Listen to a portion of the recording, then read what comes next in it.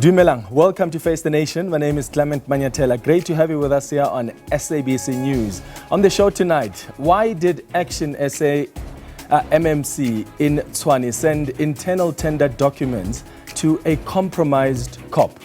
MMC Khulufelo Morodi has now been placed on special leave after her interactions with Nkosi were revealed at the Madlanga Commission. So ActionSA Chair Michael Beaumont will speak to us tonight. Also on the show, why did the Land Reform and Rural Development Minister dissolve the Ingonyama Trust Board? The minister has appointed an administrator after divisions in the board escalated and tensions as well between the board and the king. Minister Mzwanele Nyhontso speaks to us. And then later, a day after the US Director of Counter-Terrorism resigned in protest against the Iran war, his former boss, the US's Director of National Intelligence, Tulsi Gabbard, has failed to answer some tough questions in Congress about what necessitated the US's attacks on Iran. David Smith, who is the Guardian newspaper's Washington bureau chief, will join us live from Washington, D.C. But first, my comment.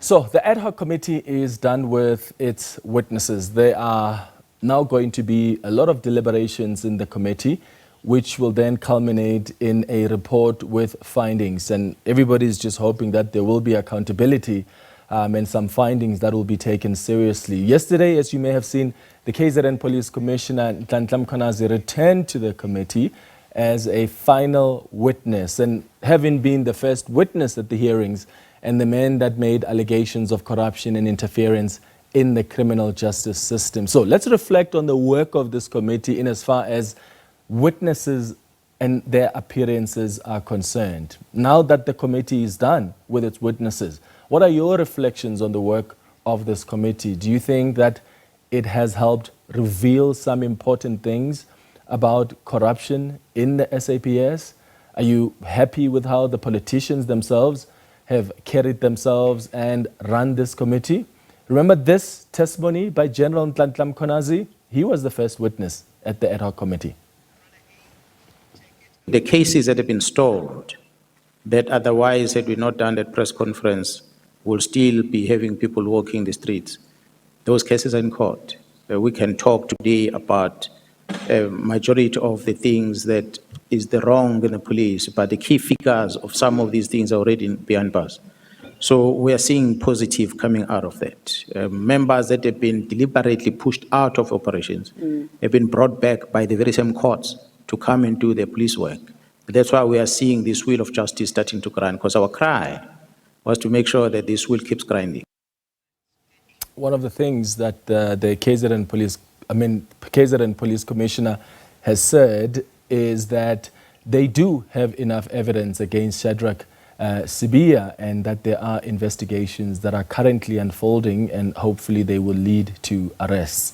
That ad hoc committee also heard from Police Minister Senzo Mchunu, who has since been put on special leave. And if you remember, he had to answer some really tough questions about the decision that he took, that unilateral decision that he took to issue an instruction to the National Police Commissioner to disband and dissolve the PKTT. We now know from the President, Cyril Ramaphosa, that he wasn't aware of this decision. He has sent a written reply to the ad hoc committee confirming that he didn't know that the minister was going to make this decision and issue that instruction to the National Police Commissioner. This is when the minister appeared before the ad hoc committee. I have nothing to do with criminal syndicates myself. I've never had anything to do with them in my life. Not once. And not Amber. Not Amber. It has never happened. And it will never happen. General Mkhwanazi knows in his conscience that I'm not a criminal. That I have nothing to do with criminal syndicates. He knows. So that's what the Minister of Police, who's on special leave, Senzo Mchunu, had to say. Another interesting testimony by an implicated witness was from Shadrack Sibiya, who is the Deputy National Police Commissioner. Moerane Moerane, I know him as an activist in Northwest, but I didn't know him. I also Googled him, and he also contacted me. Remember that he would also collect some information there around there, what is going on, whether be it the tender-related corruptions there or concerns that he had, and then also he ended up also aiding the fact that look. I just also want to warn you that you must know that the intelligence people are working on you. And of course, Shadrack Sibiya was asked some really difficult questions about his relations with Ket Matlala. In fact, one of the things that then the Madlanga Commission picked up on was why he was not honest about Ket Matlala having come to his house when there was a birthday celebration there. I mean, he told the committee in Parliament that he's only met with him on specific occasions and it was for specific reasons, but he left out the fact that this man had actually come to his house to come during a birthday celebration until General Ntumula revealed that she had seen Ket Matlala at his house. Now, who can forget when the committee traveled to Gauteng to hear the testimony of the man at the center of the allegations, Ket Matlala? And your response was, I can't give you 1 million, but I can give you 300,000. No, I didn't give him 300,000. I gave him 3, and then again I gave him 2, like I mentioned. And the day I decided to stop, I was supposed to give him 300,000 again. But that never happened. It's when I decided to stop taking his calls. All right, so that is Ket Matlala speaking before the ad hoc committee when they traveled to Gauteng to hear his testimony. He did deny some of the allegations that have been made. I mean, the police thought that they've got his confession where he speaks about payments he has made to people like Richard Shibiri, who is the head of organized crime here in Gauteng.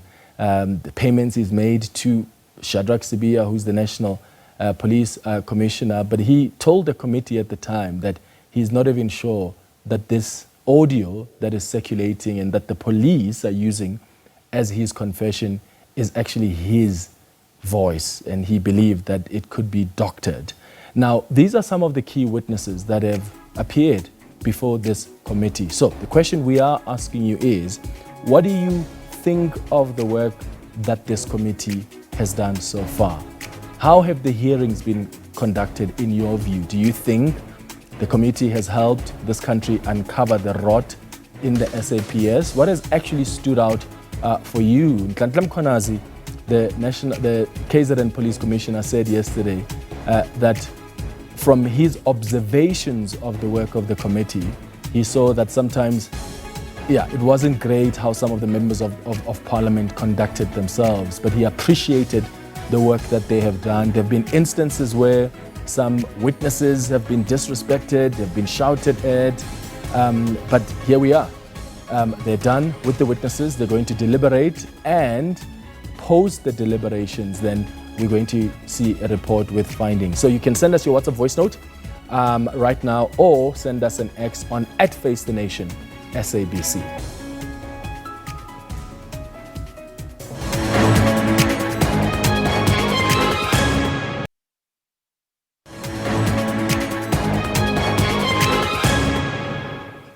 Welcome back. Tshwane Mayor Dr. Nasipi Moya says no one in the municipality who is implicated in acts of corruption will receive special treatment or protection. Moya has placed ActionSA Councillor and MMC for Corporate and Shared Services, Mzwanele Morodi, on special leave with immediate effect today. This comes after evidence that the Madlanga Commission allegedly showed her sharing internal tender documents with current witness and Police Sergeant Fani Nkosi. National Chairperson at ActionSA, Michael Beaumont, joins us now. Michael, thanks for making time. Good evening. Good evening, Clement, and thanks for the opportunity to speak with you and your viewers on this. Yeah. Let's just start with your reaction as ActionSA. You now see that this MMC is placed on special leave after being implicated at the commission. I know you've launched an investigation, your own investigation as a party, but this must be embarrassing for you as an organization.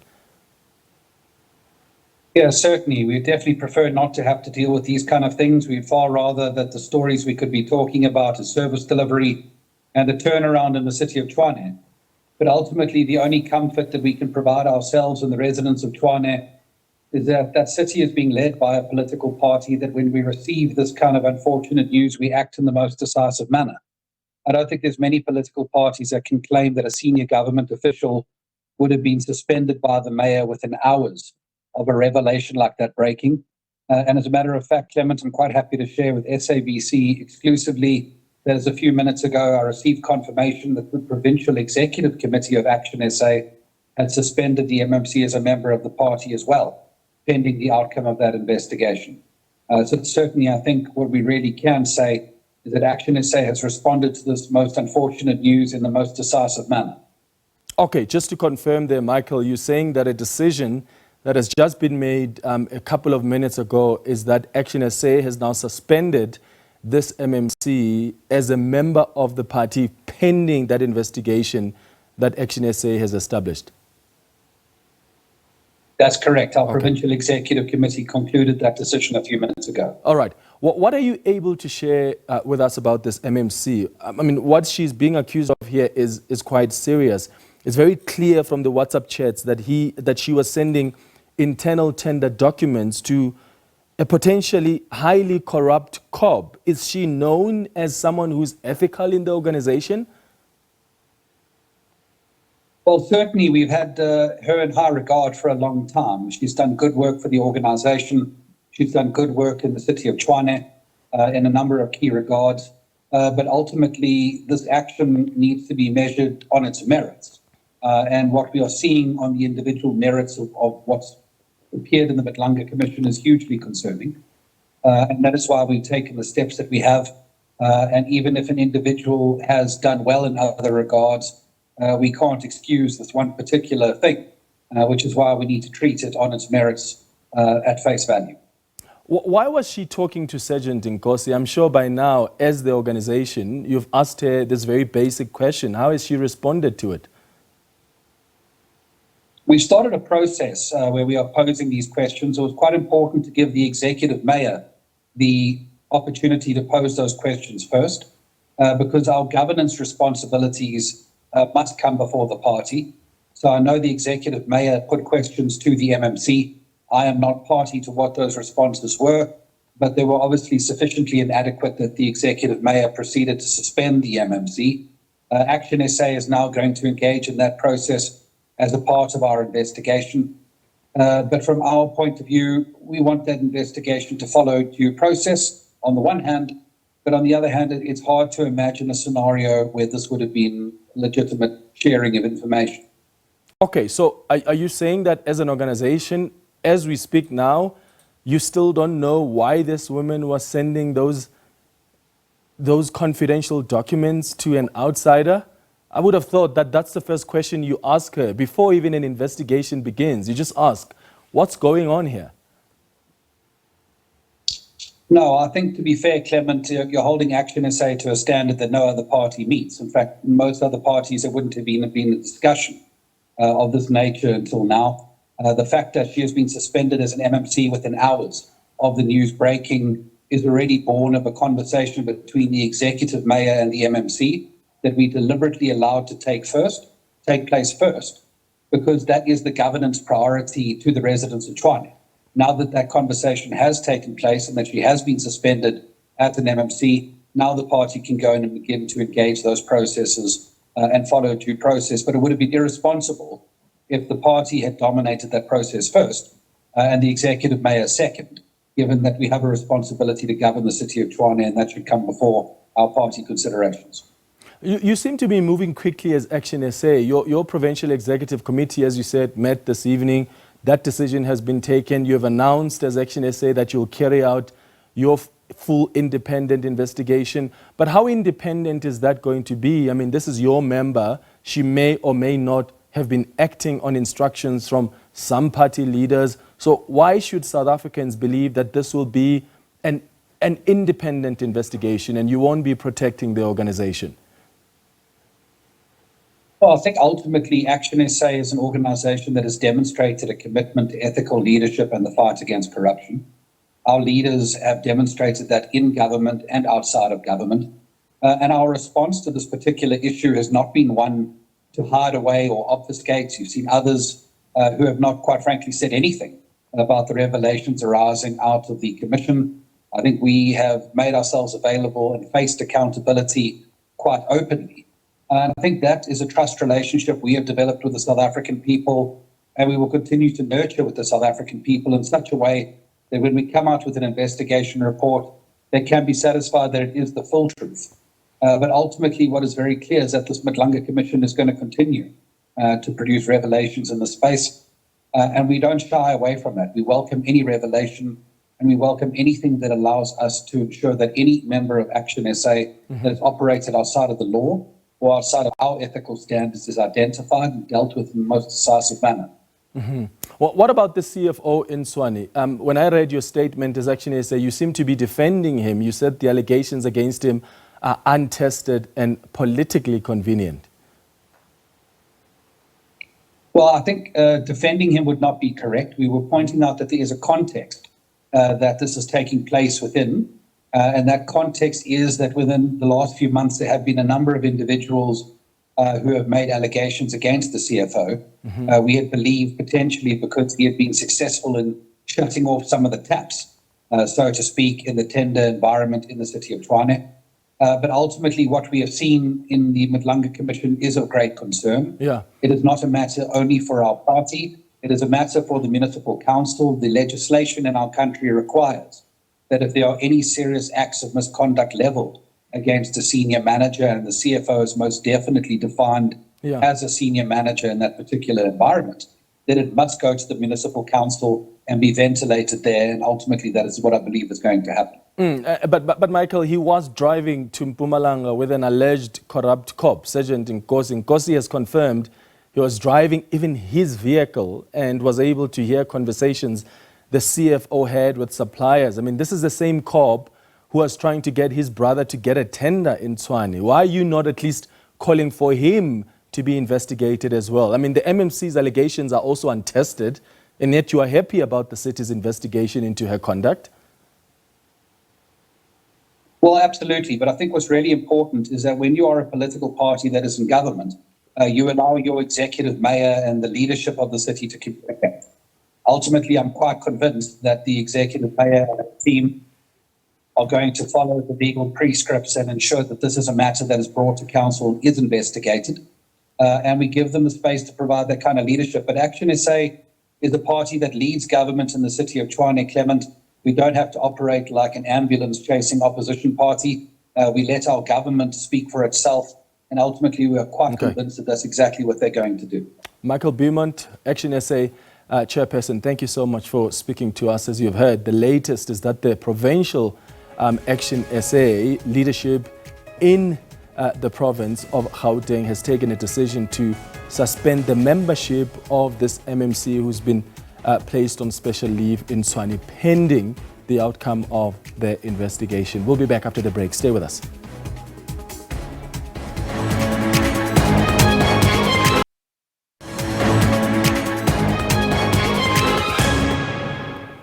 Welcome back. The Minister of Land Reform and Rural Development, Mzwanele Nyhontso, has dissolved the Ingonyama Trust Board. Nyhontso said his decision was taken after continuous consultations with the AmaZulu King, Misuzulu Kazulitini, as the sole trustee, and the KwaZulu-Natal Premier Tami Ntulu. Nyhontso said the board will now be replaced by an administrator. He joins us now via Zoom. Minister, thank you so much for making time for us. Good evening.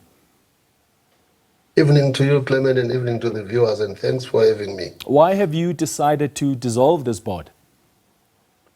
Because it is dysfunctional. It is having problems. They are fighting amongst themselves. At some point, they even passed a vote of no confidence against another member of the board. They have irreparable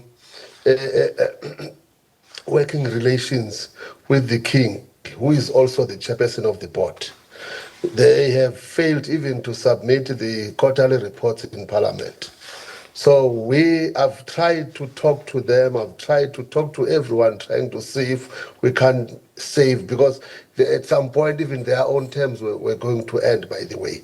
But I could see that, no, there's nothing we can do. The best way was to dissolve the board and we put an administrator. Yeah. And then from there, we are going to advertise and have a new board. Remember, there are also allegations that were made by the king when we met, not once, to say there is a mismanagement of funds. So we've also appointed Senior Counsel Moerane Moerane to investigate issues around the board. Okay. Do you have the power to dissolve the board? Because there seems to be confusion around that. Or does that responsibility lie with the finance minister?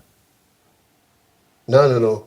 That responsibility lies with me. I have powers where the board is established through this department. It can be dissolved through this ministry again.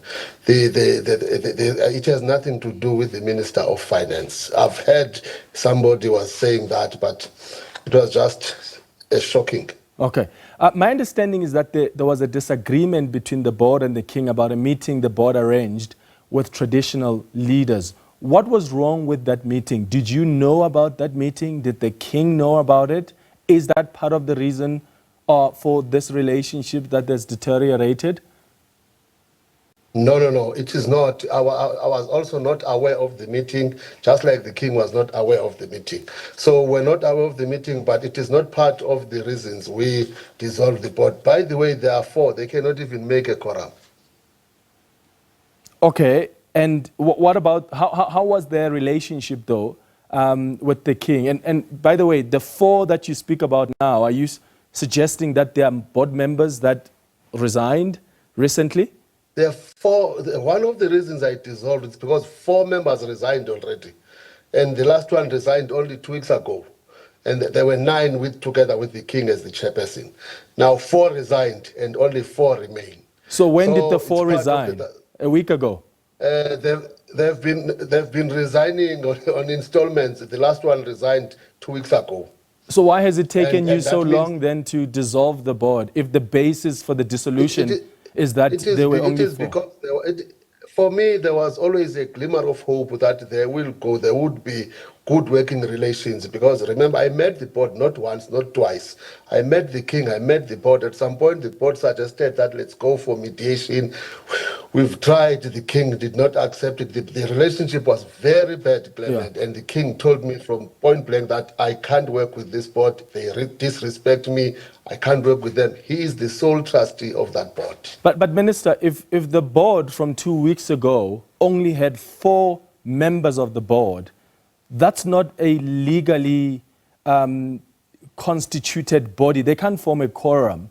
So what I'm trying to understand is why wait until then now to dissolve it when you should have done it then? What does the law say about what your actions should be? Immediately when the last one resigned, I wrote to them to say, you are 4 now. I wrote to them to say, I've been communicating with them, by the way. Remember, if I'm going to dissolve the board, the law says I must consult the premier, I must consult the king, I must consult the chairperson of the House of Traditional Leaders. So I've done all that. Every time when things were happening, I was always writing to all of them, consulting them, meeting them face to face, by the way, and take them through about the activities of the board, including meeting with the board. So I did not wait for 2 weeks. Immediately when the fourth one resigned, I wrote to them to say, I am going to dissolve you. I'm giving you 3 days to make representations. They wrote back to me. Yeah. They wrote back to me to say that they did not make representations. A lawyer wrote to me on behalf of them to say, no, 3 days is not enough, all those things. But I still dissolved them after 8 days. I thought they would come with representations. They did not until yesterday. And Minister, I mean, there's been such instability with the Ingonyama Trust. And Yes. I suppose people, especially in KwaZulu-Natal, are asking themselves, and let me put this question to you. Does the Ingonyama Trust serve the people of KwaZulu-Natal? I mean, what are the objectives of the trust? Because my understanding is the trust needs to look at effective land management, infrastructure development, unlocking economic opportunities within this trust-held land. Can you say confidently this evening that the trust has done exactly that? No, I can't say that. And in fact, part of the terms of reference for Senior Counsel Moerane Moerane is that he must investigate if the people of KwaZulu-Natal, those who reside in the Ingonyama Trust land, do benefit from the very same land. It's part of the investigation, and those outcomes are going to be tabled to us before or on the 18th of May this year. So we're hopeful that it's going to tell us what is exactly happening around the beneficiaries of the Ingonyama Trust land. I can't say it with confidence that they do benefit. Okay, Minister Mzwanele Nyhontso, thank you so much for speaking to us. I really appreciate it, explaining to us the decision that led to the dissolution of the Ingonyama Trust. All right, let's bring in the acting CEO of the Ingonyama Trust Board, Mr. Siyamdumisa Vilakazi, who is joining us now. Mr. Vilakazi, thank you so much for making time for us. Good evening. Hello, Clement. Good evening to you and the viewers. So the minister has just indicated that he took a decision to dissolve the board because there were only 4 members remaining in the board, and you can't form a quorum like that. What's your understanding of what's led to this decision? How did he explain it to you? Thanks, Clement. I heard the minister. We have a problem. We have a problem with facts, and that's what we're constantly trying to put out there. The board is made of 9 members, generally in accordance with Section 2, Cap A, that allows the appointment of the board. Right now, as it stands, the attrition has made 4 members leave. The first member left around 22 September 2024, which was Ms. Lisa Del Grande, who was the chief director at COCTA. Yeah. The next member would leave in 2025, which is Ngosmabutu Dembe. The following member would leave in December, but give minister about 2 months, effectively leaving at the end of February. And in his letter, he requested that a transitional plan be put in place, and if it isn't feasible, that he be informed so that he can extend his stay. The last member we don't know of, we made up that she is gone, Dr. Lamini, from minister's inferences in his letters. Who remains right now is His Majesty, the chairperson, Isilo Samabandla Onke, Funobile Mrs. Zulgazweltin. After that is the vice chairperson, Advocate Linda Zama, who's a well-renowned lawyer. She assisted in releasing Baba Herikwana from prison.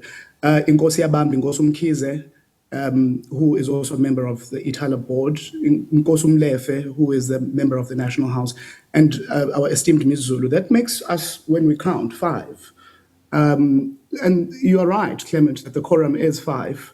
So at any given point, that board can actually sit with those 5 members. However, what is being misconstrued is the instrument that is available to the board to remediate a vacuum when members of the board, for whatever reason, including not seeing eye to eye, stop coming to meetings. That remedy, which is available in Regulation 15, states that if the board, which is not quorate, sits, it has to wait for about 30 minutes for that quorum to form or not form. Yeah. If the quorum does not form, the board is actually meant to dissolve that meeting. However, a reasonable time and a notice must be given to reconstitute that meeting, and whoever is present, even if it's 1 or 2, and Minister understands that because he read it out yesterday in Parliament. However, the irrationality of this entire thing is when he then rationalizes how he got to the decision, you kind of can't work back.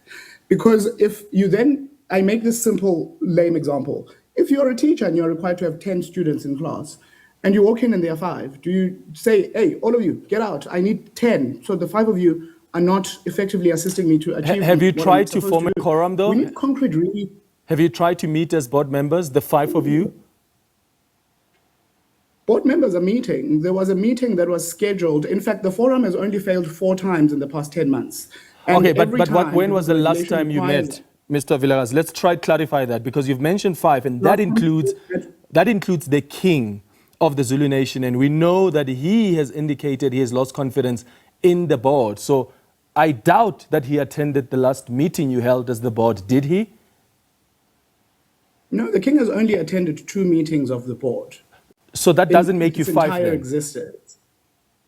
But the members of the board that are effectively, remember, His Majesty can't resign from the board. He can only appoint a royal nominee. So in effect, he is a member of the board, which makes the members of the board 5. Whether all 5 make it to a meeting is a completely different story, which is covered in regulation. Okay, but if he's already indicated to the minister that I don't want to be part of this, I don't believe that this is the board that actually understands the work of the trust. That's why the minister says Right. it's the 4 of you. Hence I'm asking, in the last meeting, how many were you? Because the king was not there. That would have indicated to you that you can't form a quorum because the king is not there, and he's already indicated to the minister that he's lost confidence in the board. In fact, the king expressed an apology for the meeting. That's what happened. The meeting was meant to be on the 17th. It couldn't sit because of the exact issue that there were 4 members waiting for a quorum. Those members are going to sit on the 25th in accordance with regulations, and are going to continue with business of the day.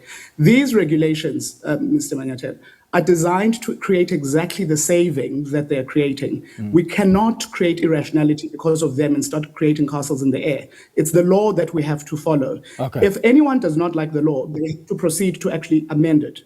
Okay, so what's your next step then? 2 questions. One, why has your relationship with the king deteriorated like this? Because he doesn't seem, as I've said, to have confidence in the board. The minister says the king told him straight that you guys, as the board members, disrespect him. But also 2, what's your next step? Do you plan to challenge this legally? Right. Let's talk. I often don't like talking about our relationship with the king, so I will try and be neat about this, because our relationships with His Majesty are quite different experiences for each and every one of us who sit as the board members and ourselves as secretariat.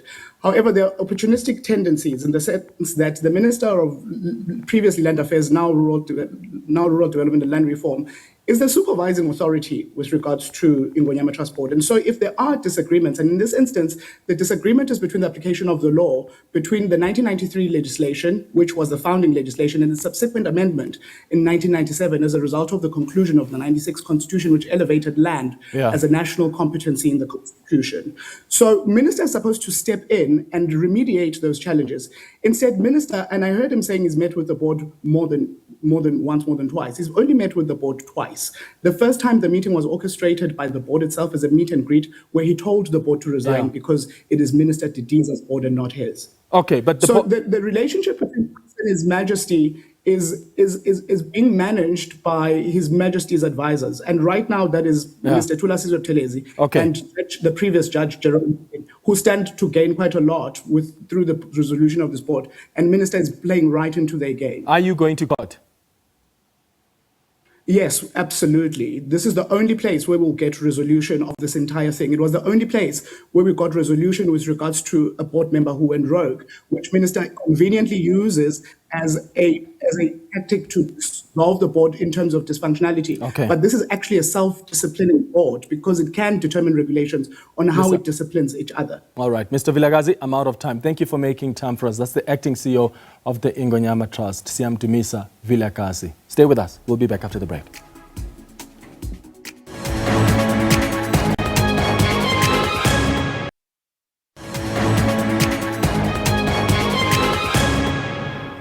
Welcome back. The U.S. Director of National Intelligence, Tulsi Gabbard, has refused to confirm if Iran posed an imminent threat to the U.S. before America attacked that country. Gabbard appeared before lawmakers who asked her if a threat assessment was made. Trump has previously said the U.S. bombed Iran because it posed an imminent nuclear threat to the U.S., even though he claimed last year that Iran's nuclear infrastructure was totally obliterated. We now speak to David Smith, who is the editor of the Guardian newspaper in Washington, D.C. David, thank you for making time for us. Good evening. Good evening. Great to be here. So Tulsi Gabbard, the Director of National Intelligence, appeared before lawmakers and faced some really tough questions about America's approach to this war in Iran. And one of the tough questions she faced was whether there was an imminent threat on the U.S. when it decided to bomb Iran. And she ducked that question. What does that tell us? It tells us that this Trump administration is still all over the map with its explanations for why this war was necessary in their view. They've still failed to provide evidence of an imminent threat. Indeed, last year, of course, there was a 12-day war in which Donald Trump claimed Iran's nuclear capabilities were obliterated, and yet for some reason it was necessary to go back. We heard just this week the first major resignation from the Trump administration, a man called Joe Kent at the Counterterrorism Center. He gave an interview yesterday insisting that there was no imminent threat, zero evidence of that. And so Tulsi Gabbard, who herself was a long-time critic of the idea of intervening in Iran, is in a very awkward position, and we've seen that in her congressional hearings, ultimately saying things like, this is very sensitive, can't put it out in public, or Donald Trump, the commander-in-chief, is the one who has to decide on the nature of the imminent threat. But so far, we've seen very little evidence of it, and it's an interesting comparison with President George W. Bush and the Iraq War 20 years ago. But Bush at least made an effort to claim there were weapons of mass destruction, although of course that turned out to be false. Exactly, and Donald Trump has previously spoken about that during his campaigns to justify or to explain why it's not good for America to even consider going to war. And you mentioned Joe Kent there because he spoke to Tucker Carlson. I mean, he reported to Tulsi Gabbard and he told Tucker there was never an imminent threat.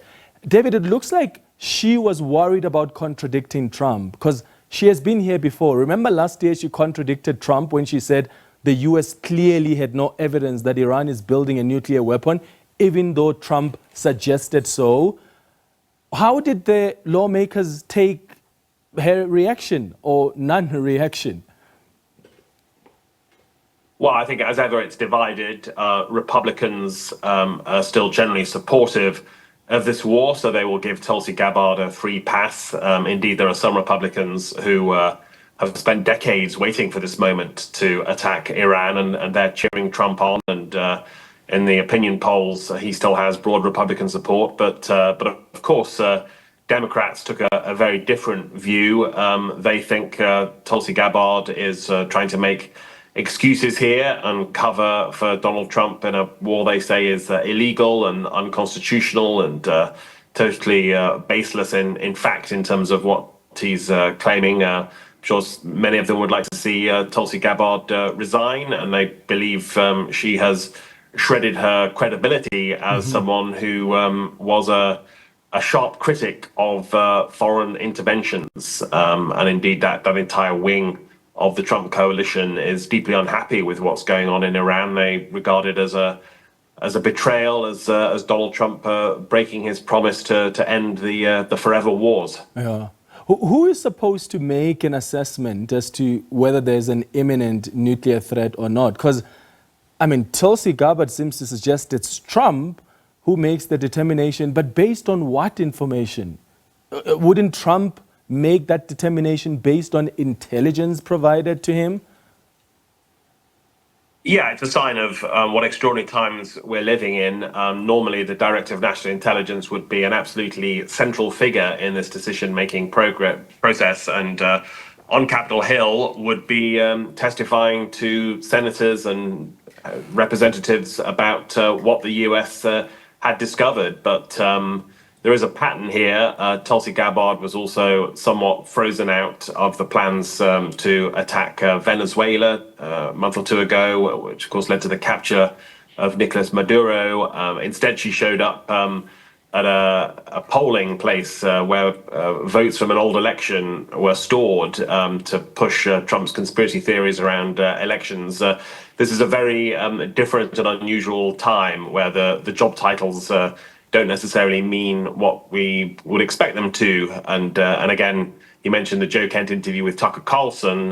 Kent claimed that there was a very small circle of insiders around Trump making this decision to attack Iran, and dissenters, people who objected to it, were not even allowed to put that case. And from what we know of her history, Gabbard would probably be one of those skeptics, as would potentially even the Vice President J.D. Vance. Yeah. The largest natural gas field has now been attacked in Iran by Israel. The South Pass gas field is shared by Iran and Qatar. President Trump says that they knew nothing about this attack by Israel and has made an assurance that no more attacks will be made by Israel on this important infrastructure. This is quite an interesting response from Donald Trump, because he seems to almost say to Israel, stop it, don't do this again, which I don't know what it reveals about the relationship between him and Benjamin Netanyahu.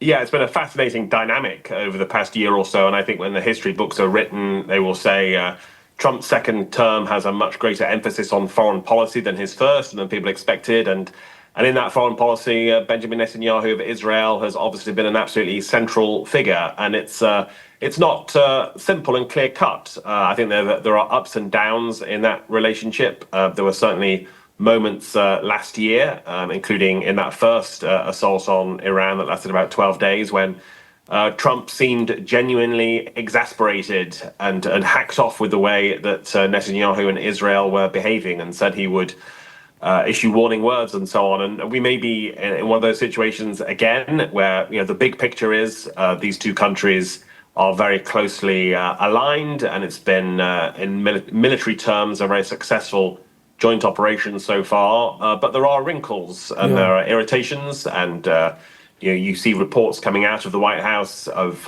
we didn't expect Israel to do this or that, and this is counterproductive in their view. And Trump again today is saying that he will urge Netanyahu not to go too far with regards to the oil fields and so on.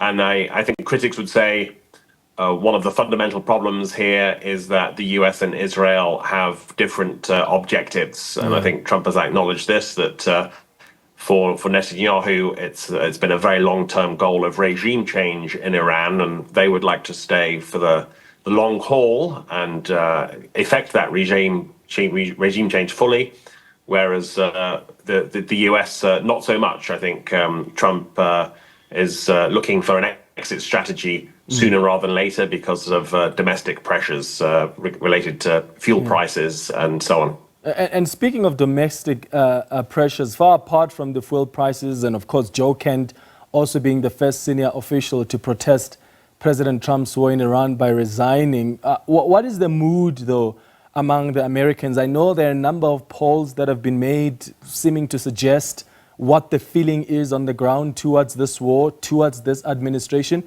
What can you share with us? Well, most Americans are opposed to this war. They don't understand why it started. They did not regard Iran as an urgent problem. They're not buying Donald Trump's competing and shifting explanations, and they just do not like what they are seeing, especially I think when it hits consumers, sort of in the petrol pump and consumer goods in all sorts of other ways. They're obviously heartbroken by images of American soldiers returning home in flag-draped caskets. And Donald Trump's approval rating is once again plunging to an all-time low. If you unpick all the numbers, I think obviously Democrats are fiercely critical of this. Independent voters, many of them are turning against it. Within the Republican Party, it's certainly more complex. There's broad support still for Trump and even this war. There are those Republicans who always regarded Iran as a menace and applaud Trump for taking courageous action. But of course, there's that America First faction, the MAGA wing. There is much more divisive. Some support it, some are fiercely opposed, some criticize the role of Israel in this. And we've seen verbal brawling break out in right-wing media with podcasters hurling insults at each other and warning that if they go down this road, it's going to cost the party in the midterm elections in November. Yeah, it's really fascinating to observe. David Smith, thank you so much for speaking to us. He is the editor of the Guardian newspaper in Washington, D.C. All right, here's a recap of the question we've been asking you tonight on Face the Nation. Do you think the ad hoc committee has has helped South Africa uncover the rot in the SAPS. So the ad hoc committee has now finished with its witnesses.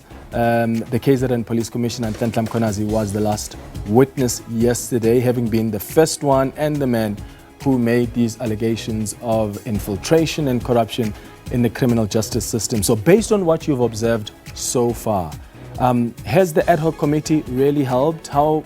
What do you think of how even the members of parliament have carried themselves throughout these proceedings? Let's start with your tweets. Jasper says, yes, it peeled back the layers of corruption and political interference in the SAPS, but will it lead to real cleanup or just more reports? Rabotata says, I don't think the ad hoc committee has completely uncovered the rot in the SAPS. Some committee members seemed to have been soft to their comrade witnesses, pinning my hopes now on the Madlanga Commission. Akhil says, politicians knew about all of this and they made criminals pay for their immunity. Wait until the donors of political parties come to the surface. General Mkhwanazi threw tear gas into a secret bunker and everyone is now coming out coughing. Thank you so much for all of your tweets. We also have some WhatsApp voice notes that have come through responding to, of course, what we have seen over the last couple of months. Of course, the next stage now is for the committee members to meet. They have to deliberate on the testimonies that have been presented so far, and then they have to compile a report with findings. And of course, all of us are hoping we will see some accountability post that. Here's some of the WhatsApp voice notes that have come through. Good evening. Ad hoc committee, they wasted a lot of time and a lot of resources. They were just politicking and they were very rude to the people that they invited. The commission, the Madlanga Commission, is up to scratch, is doing right thing. They are up to the job. They're doing exactly what they're supposed to do. Thank you very much. When I was Hello, this is Etienne Malepane from GPC Village. I think Hard Work Committee is just playing. They got no clue what they are doing because Madlanga Commission is the one that will give us the direction. If they give something different from Madlanga, what are the way forward there? Mr. Manyatela. I think the findings of the ad hoc committee and the Madlanga Commission will go a long way in assisting the police in solving some of the cases that have been so convoluted for them. So with the findings of the ad hoc committee and the Madlanga Commission is gonna give them some leads where they were seeing darkness. So the slide, there is now some leads that will come in handy for them in solving some of the cases that were difficult for them to crack. So thank you very much to the Commission and the ad hoc committee and to General Nhlanhla Mkhwanazi and all the witnesses that came to the Commission and the ad hoc committee. Thank you very much. It's Ronnie.